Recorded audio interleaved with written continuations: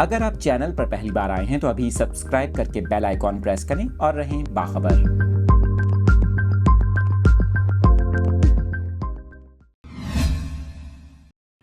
اس اہم خبر کی ڈیٹیلز آپ کے ساتھ شیئر کر رہے ہیں۔ آپ کو بتا رہے ہیں کہ آئندہ مالی سال کے بجٹ میں ٹیکس ریٹرنز فائل نہ کرنے والوں کے خلاف سخت تجاویز دی گئی ہیں۔ ذرائع کے مطابق ٹیکس ریٹرن تاخیر سے فائل کرنے پر جرمانہ لگانے کی سفارش کی گئی ہے، جس میں سیکشن 165 کے تحت ود ہولڈنگ سٹیٹمنٹ فائل نہ کرنے پر 2000 روپے جرمانے کی تجویز دی گئی ہے۔ آپ کو بتا رہے ہیں کہ ذرائع کا اس حوالے سے یہ کہنا ہے کہ ٹیکس ڈیفالٹ کرنے پر یومیہ 200 روپے اضافی جرمانہ لگانے اور ٹیکس ریٹرن فائل نہ کرنے پر زیادہ سے زیادہ جرمانہ 25% کرنے کی تجویز دی گئی ہے۔